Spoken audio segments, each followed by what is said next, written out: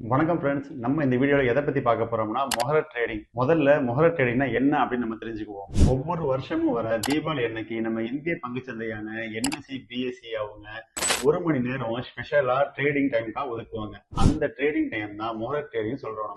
நம்ம இதையே செய்கிறோம் அப்படின்னாக்க இந்தியாவில் பழங்காலத்துல இருந்தே தீபாவளி அன்னைக்கு இரவு லட்சுமி தேவிக்கு பூஜை பண்ணிட்டு புது கணக்கை எழுதுறதா ஒரு மரபாவே வச்சிருந்தாங்க.